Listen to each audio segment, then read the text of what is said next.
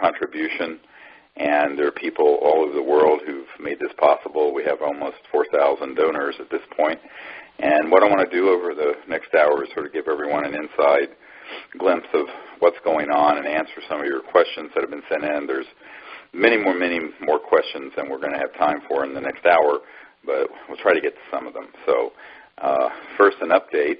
We are in the phase right now where we're doing the post-production, and we've really been at this about 4 or 5 months after we got funding in place. So some of the exciting things that are happening with this film, as many of you know, there's been a number of leaks through WikiLeaks of the John Podesta emails with Edgar Mitchell, who I introduced to the subject, and we'll talk about that a little bit later.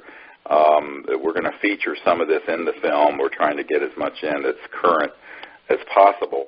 The other big news is that we have in the category of new witness testimony that will be in here that the public has never seen. There's an Air Force Office of Special Investigations, Lieutenant Colonel, who was at Kirtland Air Force Base, and we did a 3-hour interview with him in Albuquerque, New Mexico, in this production phase of the film this summer. And during that interview, I was able to get him to admit to not only the government's involvement in keeping these projects secret in counterintelligence programs, but that he and others in his department had provided cash payments to people in the media to get them to alter stories, stop stories, give him intelligence, etc. And this included national media. So he confirms what we've been saying for years, and that is the corruption of the military-industrial complex with the mainstream media, and the reason the subject has been able to be kept secret is the cooperation of the media. And this is from a guy who's going to be a name, rank, and serial number, and whose credentials are very well established. So that's one data point. We have another witness who is a constitutional attorney who is involved with the Iran-Contra issue, the Pentagon Papers and the New York Times, and also the Silkwood case. And in an interview that I had done with him, he talks about that he was briefed on the fact that there were 43 at that time, this was many years ago in 1990, people in the intelligence community who were on the payroll of the 10 largest media corporations in the world, and they represented the intelligence community to alter stories, to stop stories, etc. And so this is going to be, corroborating points with this Air Force intelligence, counterintelligence official, and the two of them do not know each other but corroborate that point. The other critical point, data point, that the Air Force intelligence officer provides is that he confirms that there is a false flag operation dealing with the UFO issue to hoax a threat from outer space. And he backs out of his commentary very quickly, and we capture this on camera, where he says that's still extremely secret, very top secret, and did not want to go into any details. But of course, we know from Werner von Braun's statement to Carol Rosin that they were going to hoax events, and have been for 60 years, to create a situation where people would be afraid of things from outer space, to justify the militarization of space, and to be able to convince the public there was a threat when there is none. The other important thing he confirms is the military and intelligence community and counterintelligence community involvement directly in hoaxing abductions and being involved in abducting humans to make it look like it was being done by ETs. And he confirms this, and of course this is something we've known for many years, but have never been able to get a military official to go on the record, and he is going on the record with that information, which is explosive. So those are just sort of some of the things that are going to be covered in the film. naturally, what everyone needs to understand with this movie, Unacknowledged, is that this is not being made for the UFO or conspiracy subcultures. It's being made for the general public. So we're having to take people from zero or close to zero in their knowledge base all the way up to this level of understanding how the intelligence community works, how unacknowledged special access projects work, who's behind it, what the agenda of the secrecy is, et cetera, and so on. It's a very tall order to do in an hour and 45 minutes or 2 hours in a feature film, but that's the task at hand. The other big challenge has been going through the thousands of government documents we have and the literally hundreds of hours of military and government officials' testimony and getting the best ones out of all that material to fit into less than a 2-hour film. So it's the mother of all editing challenges, and it's a really huge undertaking to get this archive into a film that would have the effect we want it to have for the general public, again, not for the UFO subculture so much. So that's really what the big task has been over the last 5 months or so, and we're getting it probably towards the finish line in the next, we estimate, 2 months or so. We're hoping that by the first week of December, we will have all the bells and whistles done, the music score, the technical work that has to be done completed. We have a very good post-production house working with the filmmaker and with me to do that, and that's very exciting. I've also just gotten a draft of the movie poster. That's amazing. The outfit doing the movie poster that many of you will receive is the same outfit that did The Revenant with Leonardo DiCaprio and does most of the films that Hanks is in, and a lot of other huge Oscar-winning blockbuster movies. And they're doing this poster and artwork for this film. And, well, there's another group that's very large that's done Oscar-winning movies that's going to do a trailer for it so that when it comes out, it will be really noted in the public and in the critical media. The plan, just so people get a sense of our timeline, is to try to wrap up the actual film itself and all the post-production work by the first week of December, get it to the Orchard, which is a distribution, big mainstream distribution outfit, which many of you may have heard, has agreed to distribute the film, which in and of itself is a huge accomplishment. Took about 6 months of negotiating to get them to agree to that. And they are going to then need about 2.5 or 3 months before it's released to do all the preparation and the marketing and what have you. So we're looking at a release date probably late February to mid-March. Of course, that's not in stone, but that's what we're shooting for. Could be a little earlier, but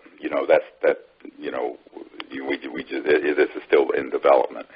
So the premiere, those of you who would be coming to the premiere and to the after party in Los Angeles, that would be around that same time, late February into mid-March or so.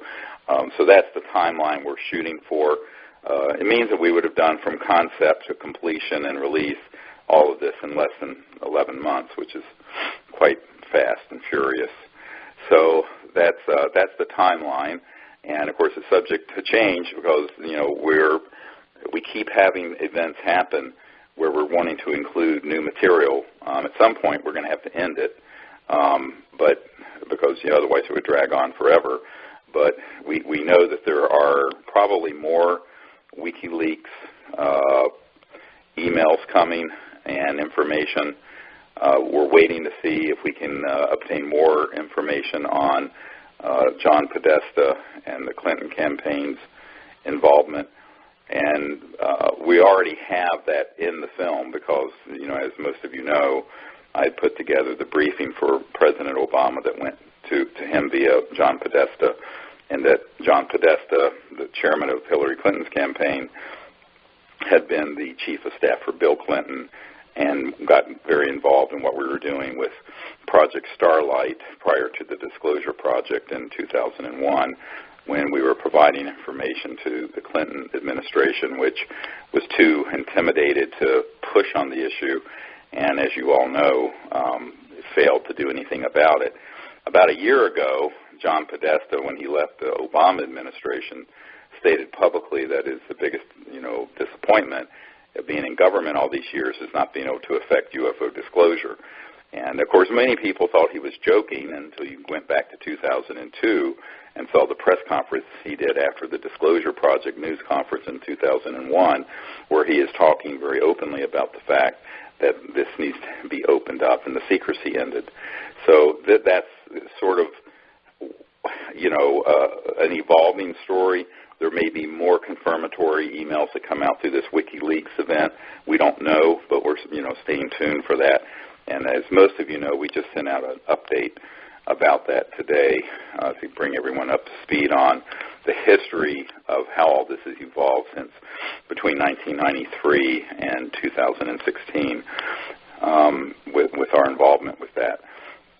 And that's the other thing that is very exciting that's happening is that the distributor is going to engage or has already engaged a big PR firm, and they when they announced that they had acquired the distribution of the film, The Orchard, that story was covered in a lot of mainstream media and websites, as well as in the Hollywood Reporter and elsewhere. So we're hoping that over the next 3 months or so, as the film gets to completion and we begin to have a target date for its release, we'll do more of that, because our objective is to educate the public on the fundamental truth that we're not alone in the universe, that we're being visited, that there are unacknowledged special access projects being run illegally, and that that there is a deep agenda that's been going on since the 50s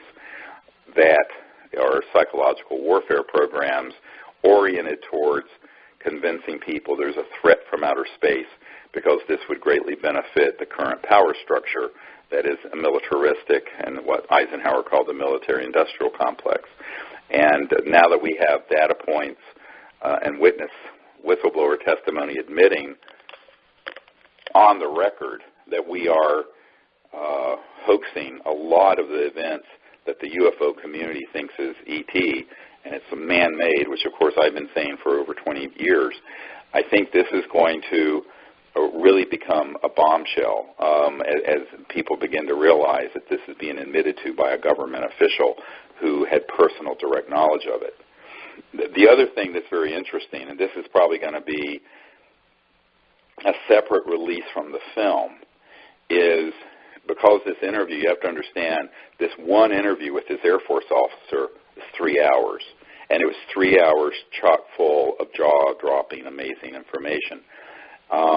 We're probably going to have a special feature that will be just that interview, because it's frankly, you can only put, a talking head of one person for so many minutes in a feature film without, frankly, putting the general public to sleep, which you don't want to do. You want to have something that's fast-moving and diverse, but there's so much information in that interview that what our plan is as soon as this film is finished, to be able to do a special feature that can be released around the time after the film is released very quickly, that would have the complete, unabridged interview with this Air Force intelligence officer.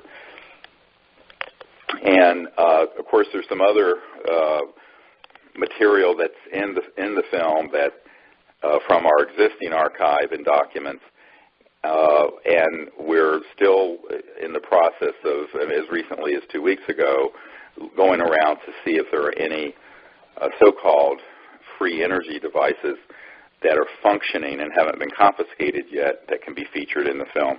Unfortunately, we have not found any that are currently operational and can be tested Although, if you get on the Internet, it looks like there are thousands of them, but in reality, there aren't.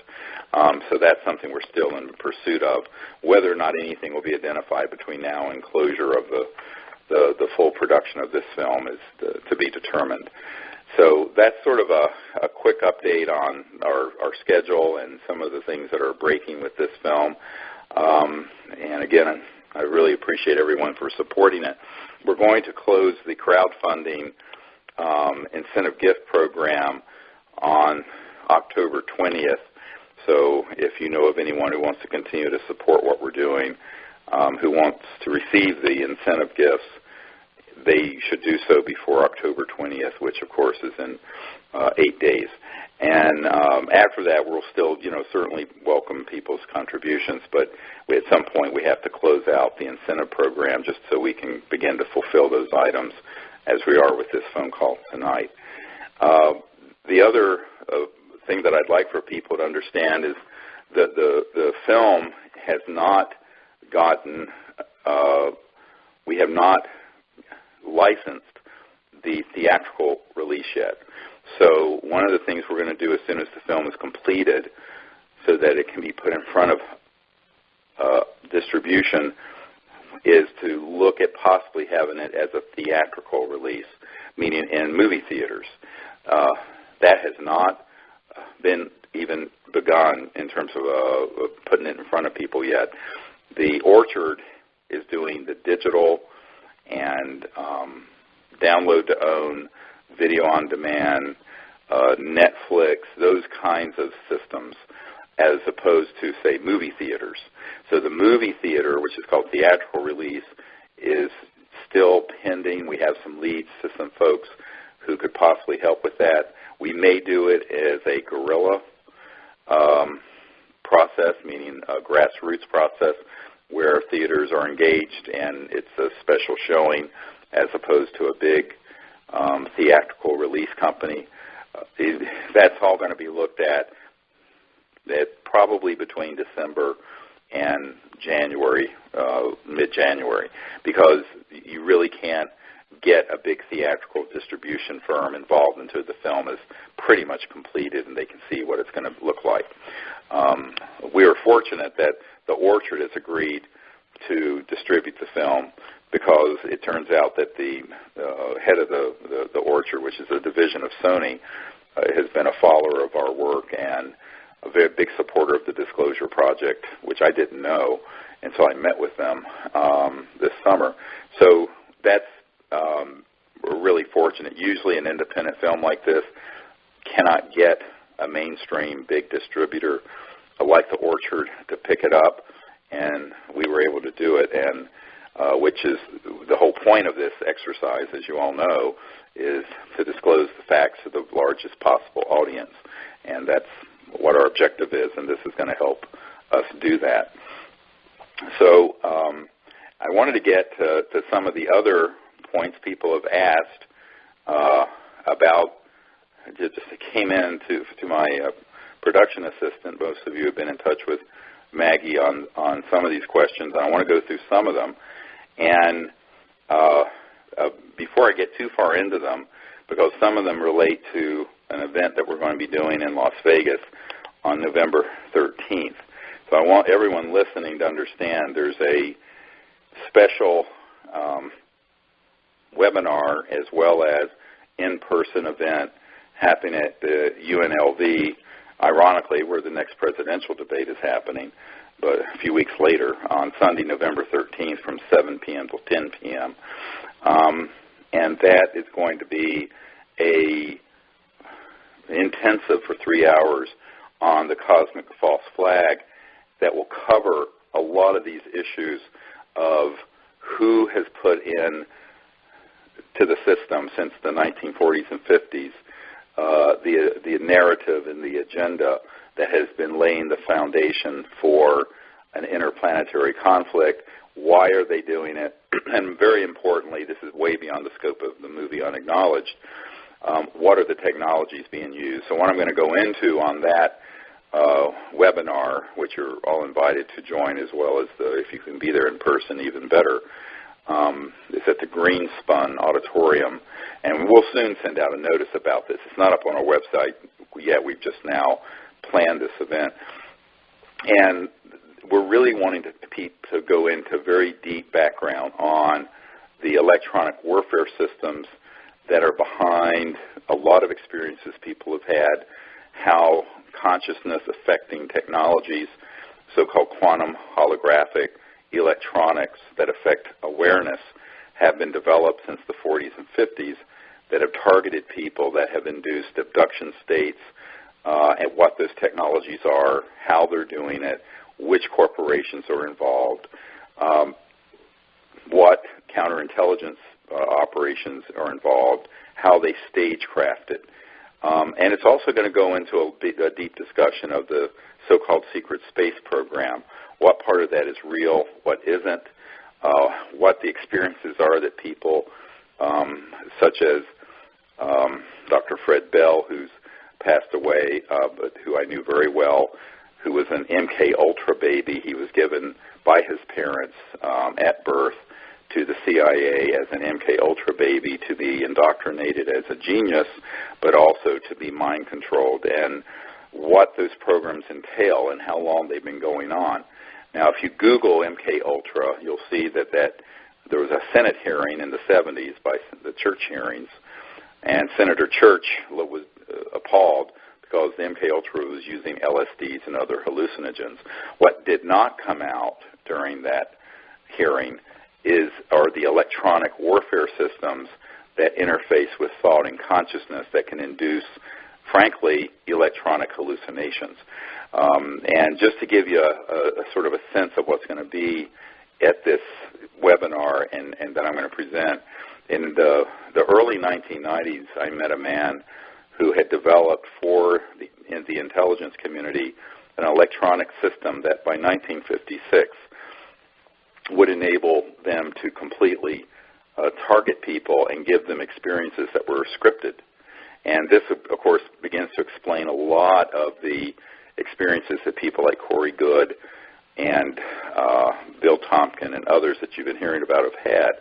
And these people have actually, like Dr. Bell, who is the great nephew of Alexander Graham Bell, by the way, were victims of these programs. But the programs were designed to create a sort of scripted Armageddon and have people have experiences that they truly believe are real, but that were completely scripted by the intelligence community. And most people have no idea of these capabilities. They need to know what they are. There are a lot of whistleblowers coming forward right now about this. And in fact, there's a whole organization dealing with the whistleblowers who have been in DARPA, in different corporations, et cetera, who have witnessed these sort of abuses. And the man that I met with in the 90s who developed one of the early systems in 1956, so that was 60 years ago, it told me very directly that they could target someone and have them have an experience, and he used this as an example, where they had a conversation with their personal God, Jesus, Buddha, Krishna, Moses, whoever, and that the person would believe it, and that they would pass a lie detector test that it is real. And when you take that technological capability, and then the government documents we acquired that talk about the hoaxing and the psychological warfare value of the UFO subject and how easy it would be to move the public, in the direction of a fear-based reaction to the ET presence. Now, a lot of people say, why would they want to do that? Well, you have to be able to acculturate people into hatred and fear to justify any war. And so something this large, as Werner von Braun said, they went through this whole period after World War II. The first there would be the Cold War, then there would be nations of concern, and then there would be global terrorism, which, by the way, we talked about before 9/11. And then there would be the threat from outer space. And the big one they would play would be the quote-unquote alien threat. Now, remember, this was planned in the 50s and was hatched. So it's been over 60 60 years that they have been developing this narrative.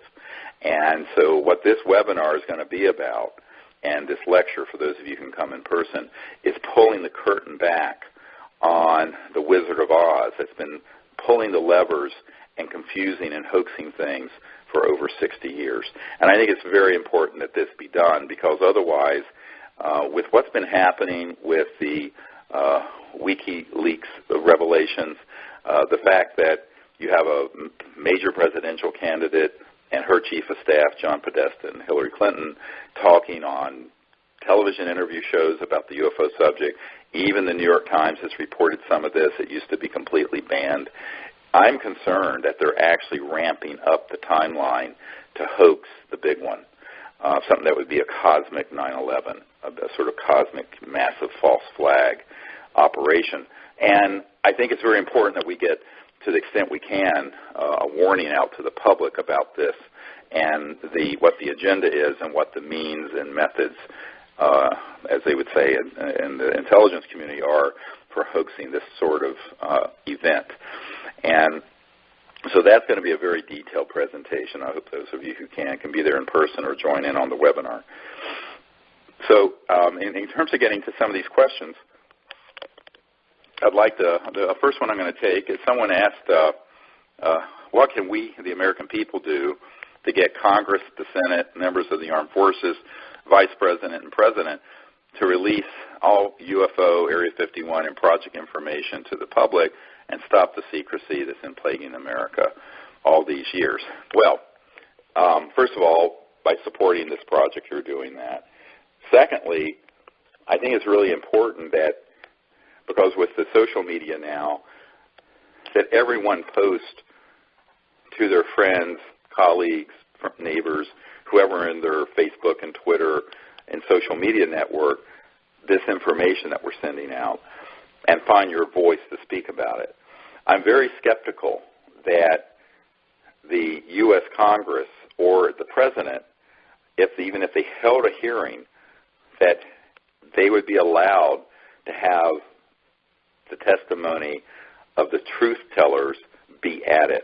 They would probably be a dog and pony show. It would sort of be sort of a staged event, like all these committees have been. Now, I think it's important that they have a hearing, but I think people need to be prepared for the fact every time they've had one, it's been hijacked by the intelligence community and turned into a dog and pony show. So the reality of it is we, the people, are going to have to do the disclosure, and then we hope as this takes momentum, there will be support coming from different governmental circles. But I think that the question betrays a certain assumption, and that is that the Congress and the President would have access to these unacknowledged special access projects, even if they had the courage and the intent to expose them. And what I have found from 1993 until today is that most of the time, the people who are in key positions in the government and even key positions at the Pentagon who should have access to anything this sensitive do not. And when they try to get access, they're either completely turned aside or threatened. So the question becomes, how do you have the checks and balances required in a democracy? This gets to the whole concept of an ongoing campaign, which we've been engaged with for many, many years, to have whistleblowers come forward from the intelligence community, like this Air Force fellow, and the others who have come forward, people who can get us documents, material, information that's credible, and put it in front of the public. The official capacity of people in the government, what's been interesting to me is that when you meet with these guys and women, I would say that with a rare exception, they know much less about this issue than any of you listening do. And if they try to get their staff to inquire, including the President, they're basically lied to. And this is also the case at people at the Pentagon that I've met with. I've met with generals and admirals at the Pentagon, very senior positions, who were not part of this cabal and secrecy, who when they made inquiries, were flat out told nothing's going on, or were told, yes, there's an operation here, because I would give them a document with the project code name or code number on it, and they would say, but you don't have a need to know. This happened to Admiral Tom Wilson, who is the head of intelligence for the Joint Chiefs of Staff. It happened to the head of the Defense Intelligence Agency, which is nearly as big as the CIA, but is the Pentagon's intelligence entity. It happened to many, many people I've met with in the Pentagon and in the Senate and House. So I think that people need to understand that even when there are good people who have tried to get to the bottom of this, and they're lied to, and in some cases they're threatened. So this means that it has to be the citizens of the country here and also overseas, those of you listening from the UK, Australia, Russia, need to find people who will come forward as legitimate, credible whistleblowers and step forward and do this. And I think that is pretty much the only way this is going to happen. And with the alternative media we have now, the social media, YouTube, what have you, we have the ability to reach enormous numbers of people that were not reachable in the past. And so that's something everyone can do, and it's mainly networking. It's sort of like being an ambassador for this kind of disclosure effort in your own communities and in your own sphere, because I think if you begin to talk about this issue, and I do this all the time, I'll be flying on a plane and someone will say, oh, where are you going, what are you doing? I'll just tell them. And they'll go, well, that's interesting. I knew someone, blah, blah, blah. And it's like, it's all networking. So that kind of network building is something every single person on this phone call can do. So that's sort of one way of understanding this. Meanwhile, we can all hope that people who are in legitimate, or allegedly, I should say, legitimate power in the government will do the right thing at some point. But having witnessed this for 23 years, the foot dragging and the politicians, let's just say I'm not holding my breath. I think it's very important that we continue to do this as an independent activist group of people for disclosure. So the next question is related to what I started to talk about the webinar, and that is, do we have a current secret space program operational near Earth or in deep space using advanced propulsion technologies? Yes, we do. Is it in deep space? That I'm not convinced of. I think, there's a wonderful Red Hot Chili Peppers song, and it says, space is made in a Hollywood basement. It's one of the verses. It's quite funny, actually. And there's a lot of truth to that. So what I'm saying here is that we have had gravity control when we inherited the scientists from the Third Reich and Adolf Hitler in the 40s, Operation Paperclip, and people like Werner von Braun and Hermann Oberth and others came over. We inherited their state-of-the-art with electronic systems that cause so-called anti-gravity. Those were studied and then development at the time that we downed, it turns out, confirmed now by this Air Force intelligence officer, 3 ET craft near Roswell. Now, that was a deliberate downing using a scalar electromagnetic weapon system that appeared to be in a radar dome, but it wasn't. And the reason they knew they were going to be there is that there had been ET craft observing all the atomic bomb blasts up from 45 through 47. And they knew that there would be ET craft in that area because at that time Roswell was the only nuclear bomb squadron in the world. So they switched this thing on. It affected the field propulsion of those craft. They crashed. The study of those objects combined with the work that had been done by T. Townsend Brown starting in the late 20s and 30s and 40s, and that had also been picked up by the Germans during World War II, which, by the way, their secret weapon was not the atomic bomb, it was this anti-gravity system. So all that came together between 1945 and 1955, and by 1954, we mastered gravity control, so-called anti-gravity systems, to a large extent. And so we began to utilize that. And the really sad thing about the conventional space program, and this is also true of Elon Musk with SpaceX and Richard Branson with Virgin Galactic, and you have all these things going up and exploding and using explosive propulsion. It's basically a Chinese rocket that's thousands of years old with a whole lot more power, and they're very dangerous, and they destroy the upper atmosphere and stratosphere, and we don't need them. And we haven't needed them since the 50s. But they want to keep those technologies secret.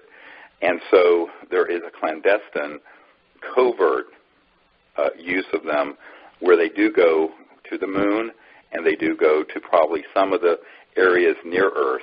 My understanding, and this is at odds with what a lot of the mythology that you hear out there from, I think, people who have been given programming on this issue, such as Corey Goode, I'm skeptical that they're allowed to go too far out into space, because every credible person with firsthand knowledge I've spoken to has said that because we are viewed as a violent civilization, as Michikaku would say, we're not a level 1 civilization, which is the hallmark of which is living peacefully together and not destroying our biosphere. We're a level 0 civilization. So a level 0 civilization with nuclear bombs and weapon systems are not looked upon in a very welcoming way too far out into space.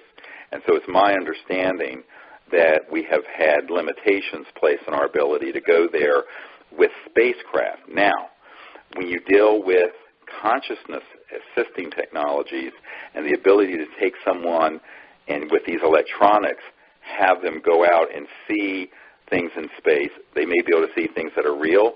They may be programmed to see things that are false.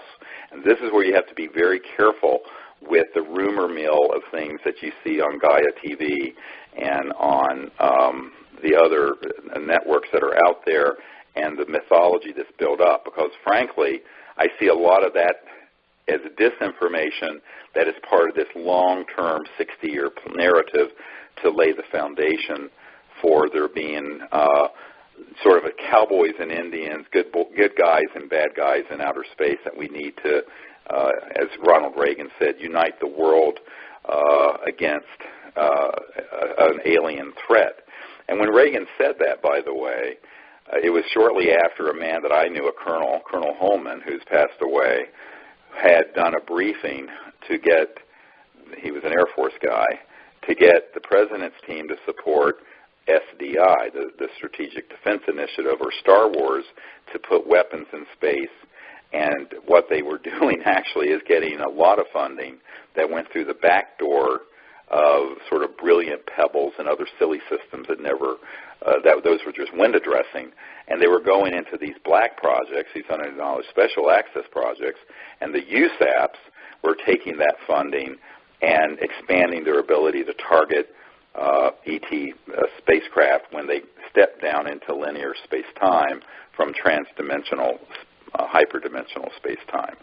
So that's what people need to understand. Reagan was manipulated into saying that at the United Nations when he said, wouldn't our job of creating world peace be easier if we had a common alien threat to unite against?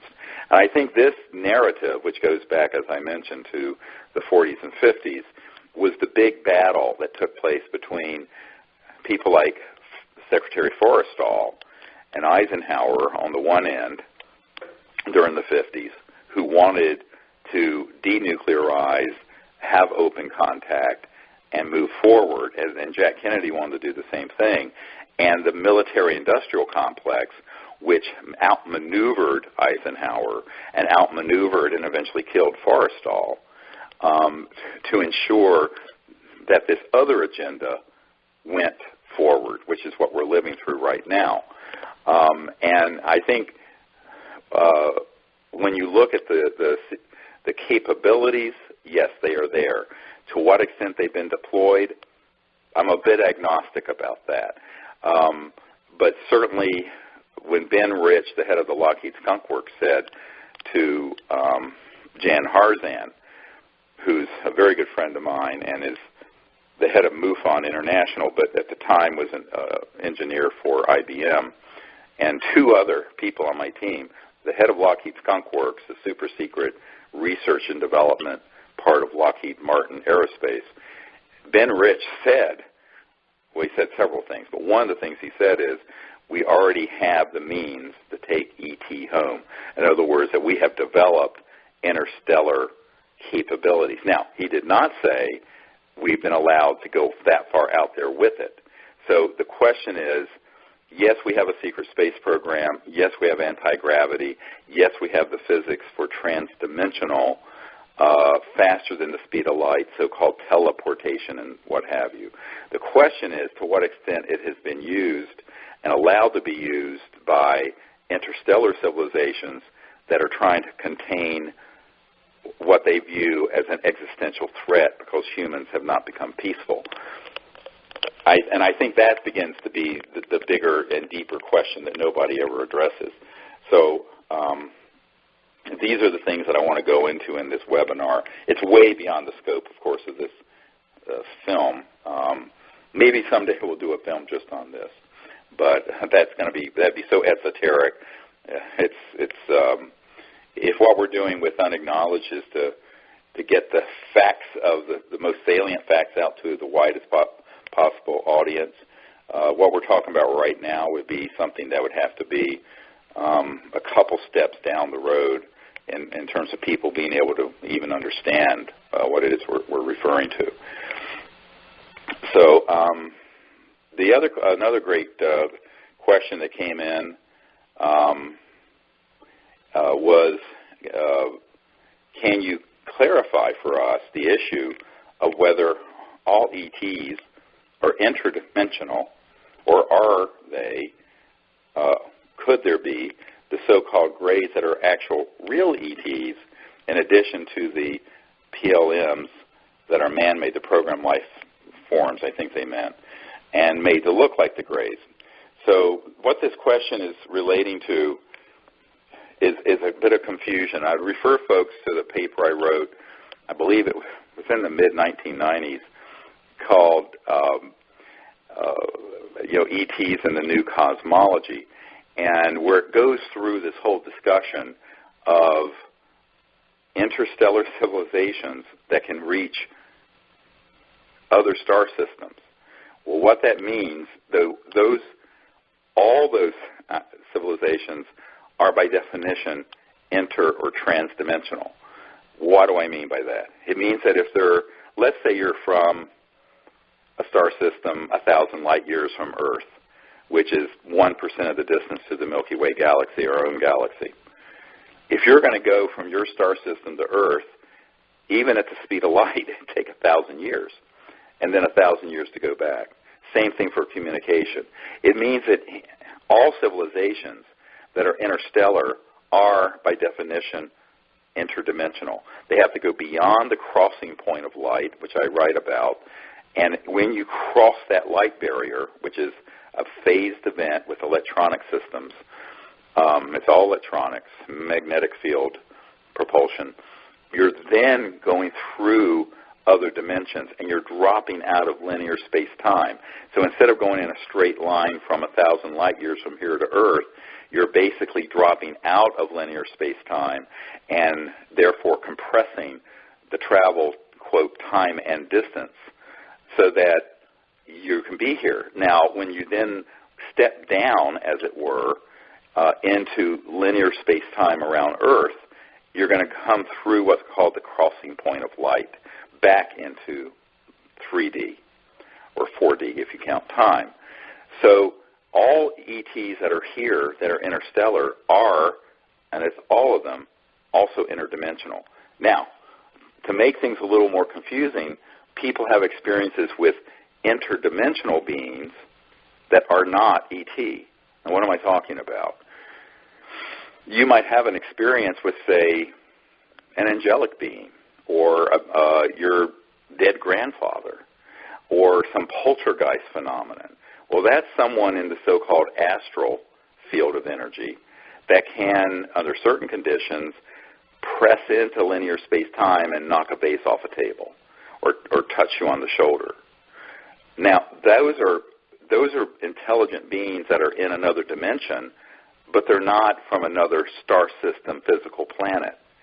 So while all extraterrestrial interstellar travel capable civilizations are interdimensional, not all interdimensional beings are extraterrestrial. You see what I'm saying? I mean, this is really a very important point because there's so much confusion out there about this, because what happens, people will take an external phenomenon, and because the phenomenon is similar to a transdimensional ET, they'll confuse it with ET when it's actually something from another dimension altogether. So the reason I wrote that paper in 19, and I know nobody reads anymore, but being the professor here, people do need to read. So that paper is up there on our website, and it's in my first book. But it goes into some detail about this differentiation and the cosmology that involves space-time, interstellar travel, but also these other dimensions and how they're folded within each other, because that's how you reach discernment. Now, the questioner, I don't know who sent the question, was very correct in saying that then could it be that some of these so-called grays are real ETs and some may not be? Yes, because the intelligence community has been taking both the genetic material but also using stagecraft. In fact, this Air Force intelligence officer talked about taking guys who were some special forces, very small men, making them up to look like a gray, putting them on a man-made flying saucer with electronic warfare systems, and I know for a fact other chemicals and hallucinogens, and abducting people. And one example he gave was someone who was in an area of a classified facility where they saw something they shouldn't, and they sent this abduction squad out complete with man-made looking little grays.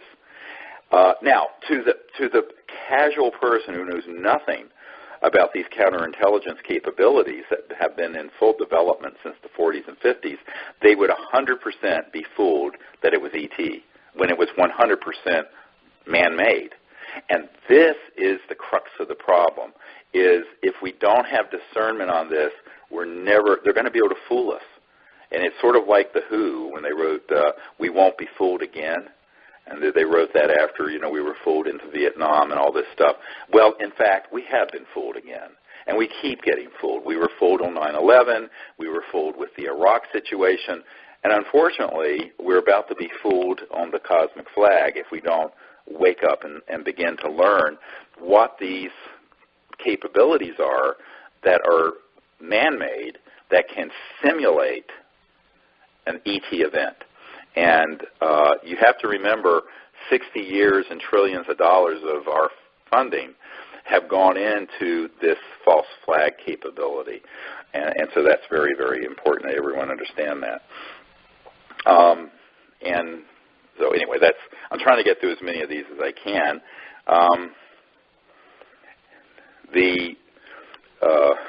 Another very good question is, how would you protect inventors in case they approach you with their technology? Will open sourcing it be enough? And what are the implications of this, referring to the previous questions we've been discussing? Well, here's the problem. It's not enough just to open source it. You also have to have a massive public profile.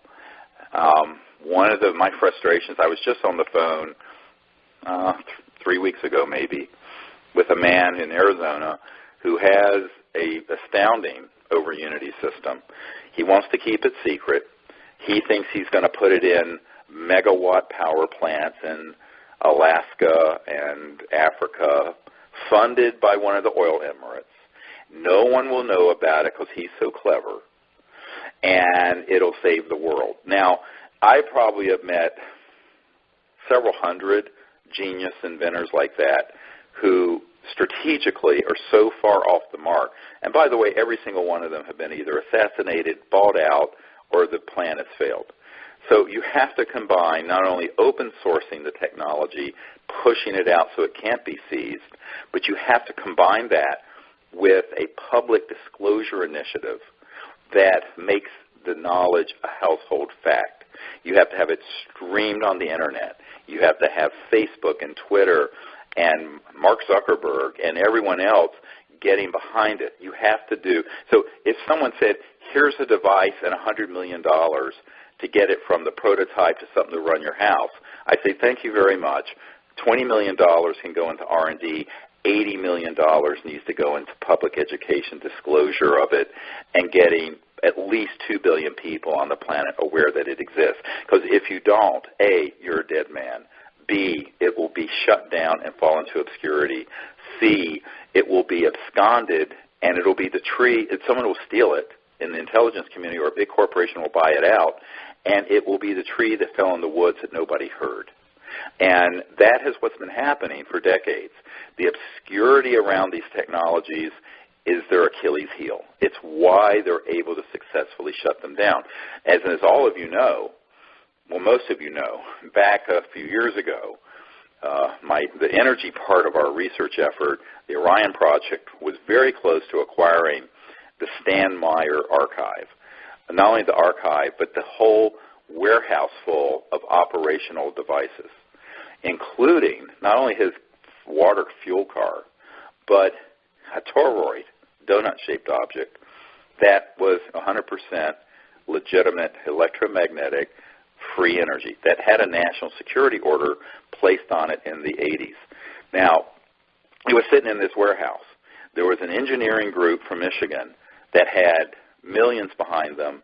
We only had a couple 100,000. They ended up getting the technology. I said at the time in public interviews that if they don't disclose it publicly and get the public, and I mean 1 billion or 2 people aware of it, they will probably be assassinated.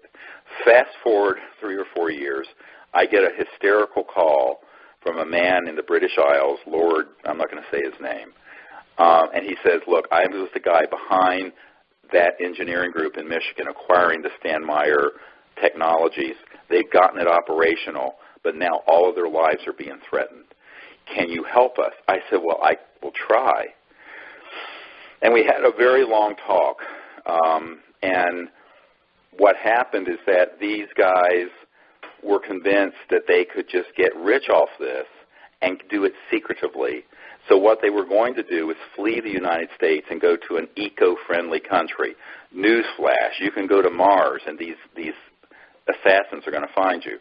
So they did not want to follow my advice. I wrote a 3-page memo of what they needed to do instantly. Massively disclose the technology, have a large press conference, put it out there so it can be open sourced and reproduced at universities and people all over the world, and get it out and get it dispersed. Because if you de-target yourself, you're not going to be the target because it's spread all over the world. This is what I've done with the Disclosure Project. One of the reasons I'm still alive. So they wouldn't follow that advice because, money is the root of all evil, and they were convinced that they just kept it secret and kept going, they'd be able to get rich quick and be the next Rockefeller of energy or something stupid. Well, I've had it confirmed to me a few months ago that those guys have all been killed. Now, that is tragic, and I'm quite sure the technologies have vanished, but it doesn't surprise me. When this whole thing went down, I predicted this would happen, but nobody would listen. So anyone listening, or if you know anyone who has one of these technologies who think they're going to outsmart the intelligence community and keep it secret, that they need to keep it small, that they're going to hide it in 15 different patents and no one will figure it out, that there are all these sort of crazy ideas, I can tell you every single one of those ideas will fail. The people will not succeed in getting it out. And the proof of it is that these technologies have been invented and disappeared for over 100 years.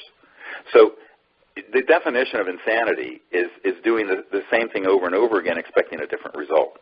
Now, my frustration is that on a regular basis, every few months, I encounter somebody with an operational technology, or at least so they aver. But however, they refuse to follow the strategic advice. in which case there's really not much you can do about it, because they're going to fall into the same traps all these other inventors have done, going all the way back to the time of Nikola Tesla. So ultimately, you have to open source it, but at the same time, you've got to have it reproduced by credible people, and you need to get folks like Leonardo DiCaprio on your side, who's won his Oscar, and in his Oscar talk said, I want to help save the environment. Okay, you need to get, and we can do that now. I can say we can do that now, we could. But trying to get the inventors or the investment group that has developed the technology to go along with that strategy, that has been the problem. So I'm hoping at some point someone will listen to our advice. I mean, I'm 25 years into this, meeting with folks all over the world. I have seen these technologies come and go. And they come, they begin to emerge, and then they vanish. The only ones that don't vanish are the ones that are frauds, and I'm not going to mention those on this phone call, but there are a bunch of them out there that are just complete hoaxes. And the legitimate ones are, unfortunately, fatally flawed in their strategic plan. They may have a prototype that works. They don't have a plan to get it out to the world. So that's what we have tried to put together. I continue to meet with people. I'm hoping someday, I was hoping it'd be this year, but it's looking less likely, we'll meet somebody with a legitimate system that can be independently tested, independently reproduced, and that can be massively disclosed and put out open source. We'll see, but no, to the person who asked the question, just open sourcing it would not be enough, because it would sit out there, and again, who would know about it? So you're going to have to engage a lot of high-profile people to get on your side. I just saw a great interview with Bono of U2, and there's a member of my team who's friends with him, and he was talking about his next big push is try to electrify the African sub-Sahara continent. But, of course, they don't have the funds and the ability to do it without this sort of zero-point energy. India has the same problem. It's $1 trillion or more just to get the power plants and the electric wires. But if you had a device that would run every village and house or business, you don't need the transmission lines. You don't need the power plants. So this is something that we need to put together. But ultimately, those kind of people don't want to hear an urban myth. They want to see an operational prototype. So my job has been to try to get someone with an operational prototype that will cooperate with the strategy. And that's a very difficult thing to do, because the strategy is very unconventional. It's not what is normally done with technologies. And it certainly isn't done in venture capital, what I call the money whores, who are, of course, a big part of the problem. They want everything to be secret. But, of course, you can do that with a new iPhone. You can't do it with something as explosive as a free energy device. So the strategy that they try to replicate that works for a new software package or an app or an iPhone, you cannot apply that business thinking and strategy to something as disruptive as a free energy device. So that's what we've been trying to advise people, and so far nobody with a legitimate device has accepted our advice. So that's where we are. So that's those are some of the things that have come in. I know it's almost an hour. I hope this is a quick hour through a lot of issues. I hope it's been helpful and useful to people. This is really an exciting time. I want to thank everyone again for your support all over the world. It's really been touching. I mean, the donations have been from $5 to $111,000 on this project, and we're now pushing $650,000, which is going to make us one of the top crowdfunded independent projects in the world for a film. I also want to tell you that the book we're talked to Steve Alton today, who's going to collaborate with me on the book. We hope the book will come out around the same time as the film. It may be a little bit later, but we're hoping right now it can be around the same time in late February or March. So I'm hoping by early January we'll have that book completed, and that also is a massive undertaking. I don't talk about it as much as the film, but it's, you're talking thousands of pages of top secret witness transcripts and government documents being boiled down to a 400-page book. I mean, it's an enormous undertaking, but that's another project I'll be working on more heavily as this film begins to get wrapped up. So again, I'd like to wish everyone a good night and thank you for your support. If you want to continue to support us or know people who do, we're going to keep the crowdfunding incentive program going until October 20th. And if those of you who can join me at UNLV on November 13th from 7 to 10 p.m. at the Greenspun Auditorium, I hope to see you there. And you'll soon be getting an email from us about the full details of that, as well as the webinar for those of you who can't be there in person. All right, thank you so much, and have a good night. Bye-bye.